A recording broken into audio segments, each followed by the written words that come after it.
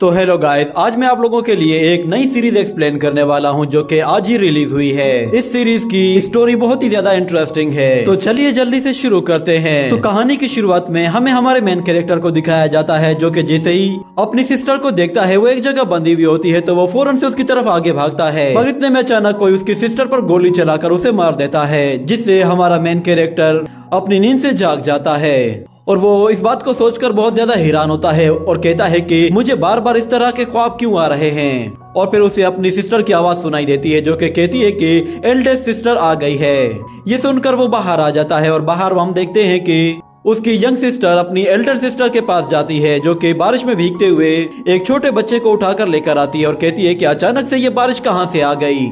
और इतने में हमारा मेन कैरेक्टर शाओफेन वो एल्डर सिस्टर से कहता है कि मैं कुछ कहना चाहता हूँ, तो उसकी सिस्टर भी कहती है कि मुझे भी कुछ कहना था। मगर अपनी सिस्टर को गुस्से में देखकर शाओफेन कहता है कि लगता है इसका मूड सही नहीं है, मुझे फिलहाल चुप ही रहना चाहिए। जिसके बाद वो उससे कहता है कि हमारे पेरेंट्स का कुछ पता चला या नहीं, तो वो कहती है कि मैं उन्हें ढूंढने के लिए जा रही हूँ। जिस पर शाओफेन कहता है कि मैं भी तुम्हारे साथ चलूंगा और उसकी सिस्टर इसके लिए मान जाती है। जिसके बाद वो लोग अपने पेरेंट्स को ढूंढने के लिए निकल पड़ते हैं और रास्ते से जाते हुए वो लोग देखते हैं कि एक लड़का कुछ चीज चुरा कर भाग रहा होता है। इतने में अचानक दो लोग उसे पकड़ लेते हैं और शाओफेन जब उन्हें देखता है तो वो चुपचाप अपने रास्ते से जाने लगता है। और इतने में वो दोनों लोग उस बच्चे को पकड़कर उसका गला एक चाकू से काट देते हैं, जिससे वो बच्चा वहीं पे ही मर जाता है। और वो लोग शाओफेन से कहते हैं कि तुम यहाँ क्या देख रहे हो, चलो अपना रास्ता लो। और उसकी एल्डर सिस्टर भी कहती है कि चलो, उस बच्चे पर तरस खाने की कोई जरूरत नहीं, अगर तुम उस पर तरस खाओगे तो फिर तुम पर तरस कौन खाएगा। ये कहने के बाद वो लोग थोड़ी दूर और आगे जाते हैं जहाँ पे एक शख्स अपनी बेटी को बेच रहा होता है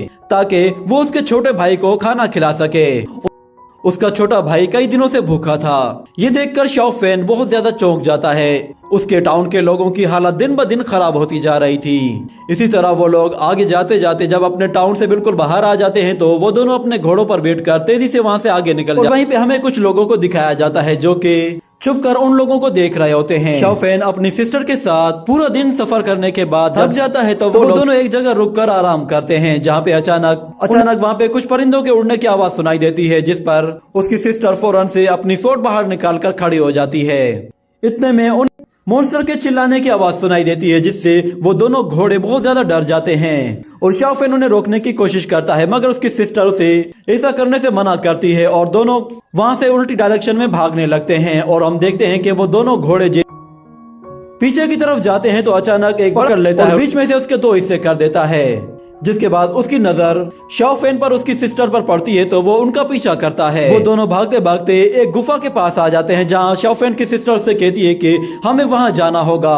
तो वो लोग उस गुफा की तरफ भागना शुरू हो जाते हैं। जिसके बाद वो जैसे उसके करीब पहुँचते हैं तो मॉन्स्टर भी उनके बेहद करीब पहुँच जाता है। ये देखकर वो लड़की शाओफेन से कहती है कि तुम पहले वहाँ चले जाओ। वो उसे ऊपर उछाल देती है, जिससे वो उस गुफा तक पहुंच जाता है। मगर इतने में वो डीमन उसके बिल्कुल करीब आ चुका होता है, तो उसकी सिस्टर अपने भाई की जान बचाने के लिए उस डीमन का ध्यान भटकाते हुए वहां से भागने की कोशिश करती है और अपनी सोड निकालकर उसका मुकाबला करना शुरू कर देती है, जिस पर उस डीमन को जरा भी फर्क नहीं पड़ रहा था। उल्टा उस लड़की की एनर्जी बहुत ही तेजी से कंज्यूम हो रही होती है। जिसके बाद शाओफेन अपनी सिस्टर से कहता है कि मुझे अपना हाथ दो, मैं तुम्हें ऊपर उठा लूंगा। इतने में हम देखते हैं कि उसकी सिस्टर भागते हुए सीधा उसी की तरफ आ रही होती है। इतने में वो मॉन्स्टर एक बड़ा पत्थर उठाकर उसकी तरफ थ्रो करता है, जिससे वो लड़की फौरन से शाओफेन के पास पहुंचकर उसे उस पत्थर से बचा लेती है और दोनों ही गुफा से बाहर आकर दोबारा से भागना शुरू कर देते हैं। और भागते भागते वो लोग एक पहाड़ के बिल्कुल किनारे पर आ पहुंचे, जहाँ पे अब उनके पास भागने का और कोई ऑप्शन नहीं होता। तो शाओफेन की सिस्टर उसे अपनी एक सोट देकर कहती है कि अब तुम्हें खुद को खुद ही बचाना होगा। ये कहकर वो अपना एक छोटा सा नाइफ निकालकर उस डीमन के ऊपर से कूदकर दूसरी तरफ चले जाती है और उस पर एक के बाद एक अटैक करना शुरू करती है। मगर उस छोटे से नाइफ से वो उस डीमन का कुछ खास नुकसान नहीं कर पा रही थी। ये देखकर शाओफेन अपनी सोट तेजी से आकर उसके पीछे घुसा देता है। ये देखकर वो डीमन झटपटाता है, जिससे शाओफेन वहां से दूर जा गिरता है और उसकी सिस्टर अपने नाइफ के जरिए उस डीमन की पीठ पर एक के बाद एक अटैक करती है, जिससे वो झटपटाते हुए उसे पकड़ने की कोशिश करता है, मगर उस डीमन का हाथ उस तक नहीं पहुंच पा रहा होता। इतने में शाओफेन देखता है कि वो डीमन अचानक से उसकी सिस्टर को अपनी पीठ से ऊपर उछाल देता है, जिसकी वजह से वो उस पहाड़ के बिल्कुल नीचे चली जाती है। तो शाओफेन उसका हाथ पकड़ लेता, मगर दूसरी तरफ उनके पीछे वो मॉन्स्टर खड़ा हुआ था जो कि अब आहिस्ता आहिस्ता उनकी तरफ आगे बढ़ने लगता है। मगर अचानक से इतने में वो पहाड़ का किनारा पूरा का पूरा ही टूट जाता है और दोनों ही नीचे गिरने लगते हैं। पर उसकी सीनियर सिस्टर अपनी सोट की मदद से किसी ने ब्रदर को बचा लेती है और उसे किसी तरह वापस ऊपर लाकर दरख्त की टहनी की तरफ उछालती है, जिससे वो उस टहनी को पकड़कर अपने आप को बचा लेता है। मगर दूसरी तरफ वो अपनी सिस्टर की तरफ हाथ बढ़ाता है तो उसकी सोट उस पहाड़ पर दरार बनाते हुए तेजी से नीचे जाने लगती है, जिस पर उसे पूरा यकीन हो जाता है कि अब वो नहीं बचने वाली। वो उससे कहती है कि अब तुम्हें ही अपना और अपनी सिस्टर का ख्याल रखना होगा। ये कहने के बाद वो उस खाई से सीधा नीचे चली जाती है, जिसके हमें वहाँ पे उन्हीं लोगों को दिखाया जाता है जो कि छुपकर उन लोगों को देख रहे होते हैं। उस लड़की के गिरने के बाद वो लोग वहाँ से जाने लगते हैं और फिर वो मॉन्स्टर शाओफेन के बिल्कुल ऊपर आ जाता है और उसे वहाँ पे शाओफेन कहीं नजर नहीं आता, जिसकी वजह से वो पीछे मुड़कर देखता है तो उसे वहाँ पे कुछ लोग दिखाई देते हैं जो कि भागते हुए एक बंदे के पीछे आते हैं और उसे पकड़कर उसका गला काट देते हैं। उन लोगों को वहाँ पे देखकर वो मॉन्स्टर उन लोगों की तरफ भागना शुरू कर देता है और जैसे ही उनके बिल्कुल पास पहुंचकर उन पे हमला करता है तो हम देखते हैं कि वहाँ पे मौजूद एक मास्क मैन उसके अटैक को डॉच करके फौरन उसके ऊपर आ जाता है। उस पे इतनी तेजी से हमला करता है कि वो मॉन्स्टर एक ही अटैक से वहीं पे ढेर हो जाता है। ये देखकर शाओफेन चौंक जाता है और वो कहता है कि उस बंदे ने एक ही अटैक से उस मॉन्स्टर का खेल खत्म कर दिया, ये तो बहुत ही लाजवाब है। और हम देखते हैं कि शाओफेन दोबारा से वापस ऊपर आ जाता है और अपनी सिस्टर का हेयर रिबन उठाकर देखता है, जिसके बाद अगले सीन में हम लोग देखते हैं कि शाओफेन अपनी सिस्टर की डेथ के बाद वापस अपने घर की तरफ जा रहा होता है और वहीं पे हमें कुछ और लोगों को दिखाया जाता है जो कि अपने लीडर के पास आते हैं और कहते हैं कि हमने उस गद्दार को पकड़कर उसे मार दिया है। वो लोग उसका सर अपने लीडर के सामने लेकर आते हैं जो कि उसका कपड़ा हटाकर उसके सिर को देखता है और कहता है कि मिस्टर चेंग, देखिए आपका गद्दार हमने पकड़ लिया है और उसे हमने मार भी दिया है। ये हम लोगों पर काफी टाइम से नजर रखे हुए था। जिसके बाद मिस्टर चेंग उससे कहता है कि यंग मास्टर, तुम्हारे फादर ने हमारे साथ कोऑपरेशन करने का वादा किया था, मगर तुम चाहते हो कि हम लोग तुम्हारे साथ मिलकर फाइव सिटी पर हमला करें। तो वो मास्कमैन कहता है कि तुम लोग इस वर्ल्डरनेस एरिया को बहुत ही अच्छे से जानते हो, तुम्हें यहाँ के हर शॉर्टकट के बारे में मालूम है, इसलिए हमें तुम लोगों का साथ चाहिए। और तुम लोग वैसे भी जानते हो कि की फैमिली और होंग फैमिली के बीच में बहुत ही लंबे टाइम से लड़ाई चल रही है, मगर आज तक कोई भी नहीं जीता। यही वजह है कि आज मैं तुम्हारे पास आया हूँ। मैं चाहता हूँ कि तुम इसमें हमारी मदद करो। मेरे फादर को तुम पर बहुत ज्यादा नाज था, तुम उनके साथ बहुत ही ज्यादा कोऑपरेट करते थे, उम्मीद है कि तुम मेरे साथ भी कोऑपरेट करोगे। इतने में अचानक कुछ एरोज उनकी तरफ आने लगते हैं, जिस पर वो लोग अपनी जान बचाकर पत्थरों के पीछे छुप जाते हैं, मगर वो मास्कमैन अपने नाइफ के जरिए उन एरोज को ब्लॉक करता है। ये देखकर मिस्टर चेंग हैरान रह जाता है और कहता है कि इसकी स्ट्रेंथ और पावर तो बहुत ही जबरदस्त है। वो सारे ही मास्कमैन उन एरोज को अपनी तरफ आते हुए रोक लेते हैं और उस एरो को पकड़कर वापस उनकी तरफ थ्रो करते हैं। तो एक पिलर के ऊपर मौजूद बंदे को वो एरो लगता है, जिससे वो नीचे आ गिरता है। और फिर हमें दिखाया जाता है कि फैमिली के बहुत सारे वॉरियर्स वहाँ पे आ जाते हैं, उनके साथ कुछ जायंट्स भी होते हैं। उन्हें देखकर मिस्टर चेंग भी परेशान हो जाता है और कहता है कि आखिर इन लोगों को हमारे बारे में कैसे पता चला कि हम लोग यहाँ पे मिलने वाले हैं, आखिर ये न्यूज किसने लीक की है। और दूसरी तरफ वो मास्कमैन अपने साथियों से कहता है कि चलो इन्हें खत्म कर दो। तो वो सारे ही मास्कमैन तेजी से उन वॉरियर्स की तरफ आगे बढ़ते हैं और एक एक करके उन्हें मारना शुरू कर देते हैं। वो वॉरियर्स बहुत ही ज्यादा फास्ट और बहुत ही पावरफुल होते हैं। वो चुन चुन कर एक एक को मारते हैं, जिसके बाद वो उन जायंट्स पे हमला करने के लिए जाते हैं। तो एक जायंट एक मास्कमैन पे हमला करता है, जिससे वो बचकर पीछे हट जाता है। तो वो जायंट उसे गले से पकड़कर ऊपर उठा लेता है, जिससे वो दोबारा अपने आप को छुड़ा लेता है। ये देखकर उन मास्कमैन का लीडर कहता है कि चलो इनका भी खेल खत्म करो। ये कहने की देर थी कि वो सारे ही वॉरियर्स अपने नाइफ निकालकर तेजी से उन जायंट्स की तरफ आगे बढ़ते हैं और उनके घुटनों पर अटैक करके उन्हें नीचे बिठा देते हैं, जिसके बाद वो उनके एल्बो से अटैक करके उन्हें वहीं खत्म कर देते हैं। जिसके बाद हम देखते हैं कि एक वॉरियर तेजी से एक जायंट की तरफ आगे बढ़ता है और उसके घुटने पे अटैक करके उसे नीचे बिठा देता है और उसके सिर के ऊपर अपना एल्बो बहुत ही जोर से मारता है, जिससे उसका खेल वहीं खत्म हो जाता है। और दूसरी तरफ एक दूसरा वॉरियर भी सेम टेक्निक का इस्तेमाल करता है। वो उन लोगों को पहले घुटनों पर बिठा देते हैं और फिर उन पर बहुत ही जोर से पीछे से एक जबरदस्त पंच मारकर उन्हें बेहोश कर देते हैं। और आखिर में एक मास्कमैन एक जायंट का गला काटकर उसका खेल वहीं खत्म कर देता है। ये देखकर मिस्टर चेंग भी हैरान रह जाता है और कहता है कि इन लोगों की पावर और स्ट्रेंथ बहुत ही जबरदस्त है, हम तो इनका मुकाबला नहीं कर सकते।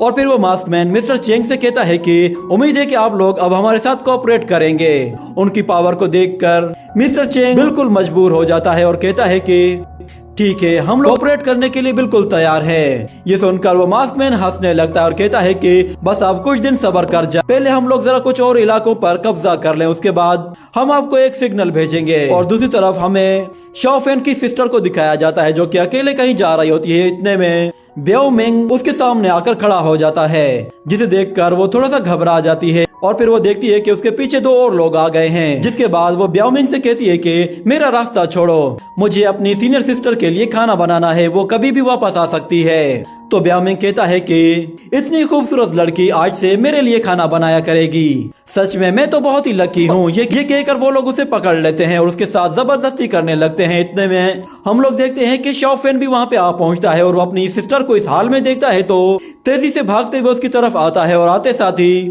ब्याओ मिंग को धक्का देकर पीछे धकेल देता है और उनसे कहता है कि तुम्हारी हिम्मत कैसे हुई ऐसा करने की, मेरी सिस्टर यहाँ पे आने ही वाली है, वो एक मर्तबा यहाँ पहुंच जाए तो फिर उसके बाद वो तुम्हें चुन चुन कर मारेगी। और वो अपनी सिस्टर से कहता है कि मुझे सीनियर सिस्टर ने वापस घर भेज दूं ताकि तुम उसके लिए खाना बनाओ, चलो मेरे साथ। ये कहकर वो उसे वहाँ से ले जाने लगता है, जिसके बाद जाते जाते उसे शक होता है कि कहीं इन लोगों को पता न चल जाए कि सीनियर सिस्टर अब नहीं रही। और दूसरी तरफ ब्याओ मिंग को याद आता है कि जब वो लोग मॉन्स्टर के साथ फाइट कर रहे थे उस वक्त उस मॉन्स्टर ने इसकी सीनियर सिस्टर चूहा पहाड़ से नीचे फेंक दिया था। ये याद आने के बाद वो शाओफेन से कहता है कि वहीं रुक जाओ। उसकी आवाज सुनते ही शाओफेन अपनी सिस्टर से कहता है कि जल्दी घर की तरफ भागो, मगर वो कहती है कि हम लोग नहीं भागेंगे, सीनियर सिस्टर आने वाली है तो हम लोग यहीं पे रुककर उसका इंतजार करते हैं, फिर देखते हैं कि ये लोग क्या करते हैं। मगर शाओफेन कहता है कि मैं इन्हें रोक लेता हूँ, तुम भागो। ये कहकर वो वहाँ मौजूद एक बंदे को जोर से पंच मारकर नीचे गिरा देता है और फिर दूसरे के साथ फाइट करने लगता है। और इतने में हम देखते हैं कि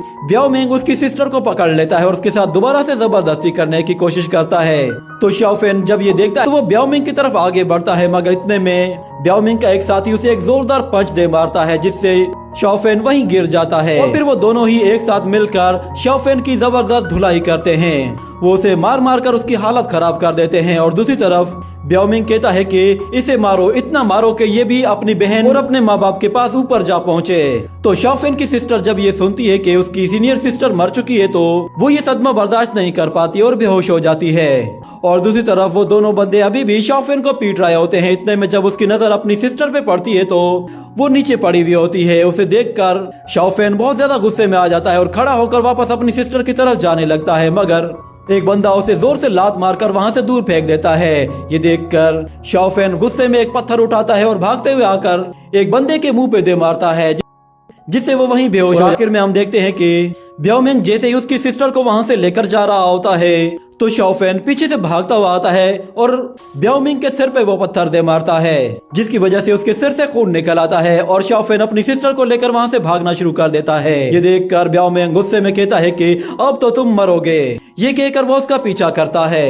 इतने में हम लोग वहाँ पे कुछ कल्टीवेटर्स को देखते हैं जो कि शॉर्टकट के चक्कर में वहाँ से गुजर रहे होते हैं। और इतने में ब्याओ मिंग तेजी से वहाँ पे आकर शाओफेन को नीचे गिरा देता है। उसके दोनों साथी आकर उसे पकड़ लेते हैं, जिसके बाद ब्याओ मिंग अपना डेगर बाहर निकालता है और कहता है कि बस बहुत हो गया, ये लड़का अपना मुंह बहुत चला रहा है तो आज मैं इसका मुंह कहकर वो अपना नाइफ ले आता है और उसके मुंह को काटने की तैयारी करता है। इतने में हम देखते हैं कि शाओफेन की सिस्टर ये देखती है तो वो कहती है कि प्लीज उसे मत मारो, मैं तुम्हारे साथ जाने के लिए तैयार हूँ। ये कहने की देर थी कि अचानक उन कल्टीवेटर्स में से एक बंदा ब्याओ मिंग के नाइफ को पत्थर मारकर नीचे गिरा देता है, जिस पर ब्याओ मिंग गुस्से में कहता है कि किसने ये हरकत की, कौन है जो मेरे काम में टांग अड़ा रहा है। तो वो जब खड़ा होकर पीछे देखता है तो पीछे वो कल्टीवेटर्स होते हैं, जिन्हें देखकर ब्याओ मिंग कहता है कि अरे सीनियर चेंग, ये तो आप हैं। असल में इस लड़के ने मुझसे बहुत ज्यादा पैसे लिए हुए हैं और ये वापस नहीं कर रहा, तो इसलिए मैं इसे थोड़ा सा सबक सिखा रहा था। तो शाओफेन कहता है कि कौन से पैसे। ये सुनकर सीनियर चेंग उससे कहता है कि तुम अपने साथियों को लो और यहाँ से दफा। सुनकर ब्याओ मिंग कहता है कि ठीक है सीनियर, जैसा आप कहें। वो अपने दोस्तों को लेकर वहाँ से निकल जाता है और फिर सीनियर चेंग शाओफेन की तरफ देखता है। इतने में उसका एक जूनियर कहता है कि सीनियर चेंग, आप इस मामूली से लड़के के लिए अपना टाइम बर्बाद ना करें। तो चेंग कहता है कि ये लड़का कोई मामूली लड़का नहीं है, फैमिली को बचाने के लिए अपनी जान तक दे सकता है, ऐसे लड़के को बचाना तो बनता है। और फिर वहाँ मौजूद लड़की कहती है कि चलो बातें बहुत हो गई, हमें देर हो जाएगी। ये कहने के बाद शाओफेन अपनी सीनियर सिस्टर के पास आता है और उसे उठाकर वहाँ से अपने साथ ले जाता है। जिसके बाद अगले सीन में हम लोग देखते हैं कि शाओफेन अपने कमरे में सो रहा होता है। अचानक उसे ख्वाब में कुछ दिखाई देता है। वो एक बहुत ही एडवांस वर्ल्ड के अंदर है, जहाँ पे वो एक एडवांस मशीन के अंदर लेटा हुआ है और सिस्टम उसे अपडेट देते हुए कहता है कि तुम्हारी एनर्जी को बढ़ाया जा रहा है, जिसके बाद बहुत ज्यादा चांसेस है कि तुम जल्दी ब्रेक थ्रू कर लोगे। ये कहने के बाद हम देखते हैं कि उसकी बॉडी के अंदर एक छोटा सा क्रिस्टल लगा हुआ होता है, जिसके अंदर बहुत ज्यादा एनर्जी एब्जॉर्ब हो रही होती है। और जब वो एनर्जी बहुत ज्यादा एब्जॉर्ब हो जाती है तो अचानक से शाओफेन की आंख खुल जाती है और वो वापस से अपने वर्ल्ड में आ जाता है। जिसके बाद वो अपने चेस्ट में चेक करता है तो उसके चेस्ट में अभी भी वो क्रिस्टल लगा हुआ होता है, जिस पर वो कहता है कि आखिर मैं ये ख्वाब बार बार क्यों देख रहा हूँ? क्या ये क्रिस्टल सच में कोई एनर्जी एब्जॉर्ब करता है? क्या मैं सच में कोई ब्रेक थ्रू करने वाला हूँ? अगर ऐसी ही बात है तो फिर मुझे किसी सेक्ट को ज्वाइन कर लेना चाहिए। जिसके बाद उसे याद आता है कि उसकी सिस्टर ने उसे एक सेक्ट के बारे में बताया था, हुईशेन सेक्ट था। उस सेक्ट में एक बंदा ऐसा है कि जिसने सिर्फ 6 महीनों में बड़े बड़े कल्टीवेटर्स को पछाड़ दिया था। जिसके बाद अगले सीन में हमें हुईशेन सेक्ट को दिखाया जाता है, जहाँ पे सारे ही डिसाइपल्स मौजूद होते हैं और वहाँ का मास्टर अपने ज़ाओ रेन से कहता है कि चलो अब वक्त आ गया है कि हम लोग देखेंगे तुमने कितनी ज्यादा अचीवमेंट हासिल कर ली है। और उसकी नई स्ट्रेंथ को चेक करने के लिए वो उसे चेंग शाओ करने के लिए कहता है, जिस पर चेंग शाओ अपने जूनियर से कहता है कि प्लीज मुझ पर जरा हल्का हाथ रखना। और फिर हम देखते हैं कि वो दोनों ही एक दूसरे के आमने सामने आ जाते हैं और दोनों के बीच में जैसे ही फाइट शुरू होती है तो फाइट के शुरू में ही ज़ाओ रेन सीनियर चेंग पर भारी पड़ने लगता है, जिस पर सीनियर चेंग भी हैरान हो जाता है कि सच में ये लड़का तो बहुत सीनियर चेंग पिछले 3 साल से 10th लेवल पे है और ज़ाओ रेन सिर्फ 6 महीनों में ही 10th लेवल में आ गया है। और इतने में हम देखते हैं शाओफेन भी वहाँ पे आ पहुँचता है और वहाँ पे आते ही उसकी सीधी नजर चेंग पर पड़ती है, जिसे वो देखते ही पहचान जाता है। सीनियर चेंग ज़ाओ रेन के साथ फाइट कर रहा था। वो ज़ाओ रेन पर जैसे ही पंच से अटैक करने लगता है तो ज़ाओ रेन उसका पंच पकड़ लेता है और वापस से जमीन पे दे मारता है। जिसके बाद वो उसके फेस पर पंच मारता है, जिससे इतनी पावरफुल एनर्जी रिलीज होती है कि उससे सब लोग पीछे हट जाते हैं। और हमें दिखाया जाता है कि असल में ज़ाओ रेन ने उसे पंच नहीं मारा था। ये देखकर सीनियर चेंग ज़ाओ रेन से कहता है कि ठीक है, मैं अपनी हार मानता हूँ। जिसके बाद अचानक वहाँ पे एक डिसाइपल अपने मास्टर से कहता है कि मास्टर, ये लड़का पिछले काफी टाइम से दरवाजा खटखटा रहा था। ये कहता है कि ये इस सेक्ट को ज्वाइन करना चाहता है। तो शाओफेन मास्टर से कहता है कि मैं आपके सेक्ट को ज्वाइन करना चाहता हूँ, प्लीज मुझे अपना डिसाइपल बना लीजिए, मैं दिल लगाकर मेहनत करूंगा। तो मास्टर उसे देखते ही कहता है कि तुम्हारा कल्टीवेशन लेवल बहुत ही ज्यादा लो है, इसलिए मैं तुम्हारे ये पैसे नहीं ले सकता और तुम मेरे डिसाइपल भी नहीं बन सकते। ये सुनकर वहाँ मौजूद बहुत सारे लोग शाओफेन के बारे में बात करते हुए कहते हैं कि ये लड़का बहुत ज्यादा वीक है मगर ये मेहनत कर सकता है। और वहाँ पे मौजूद एक बंदा शाओफेन को देखकर कहता है कि ये मुझे कुछ जाना पहचाना क्यों लग रहा है। इतने में शाओफेन मास्टर से कहता है कि मास्टर प्लीज मुझे एक्सेप्ट कर लीजिए, मैं आपको बिल्कुल भी मायूस नहीं करूंगा। भले ही मेरा कल्टीवेशन लेवल बहुत लो है मगर मैं दिन रात मेहनत करूंगा और अपने कल्टीवेशन लेवल तेजी के साथ इम्प्रूव करूंगा। तो उसकी हिम्मत और उसकी बातें सुनकर मास्टर कहता है कि ठीक है, मैं तुम्हें एक मौका दे सकता हूँ। अगर तुम सख्त मेहनत करोगे और दिन रात कोशिश करके अपने आप को इम्प्रूव करोगे तो फिर तुम सेक्ट में रह सकते हो। ये सुनकर शाओफेन बहुत खुश होता है और मास्टर के पास आकर अपने पैसे मास्टर को देता है और मास्टर उसे अपना डिसाइपल एक्सेप्ट कर लेता है। जिसके बाद ये एपिसोड यहीं पे ही एंड हो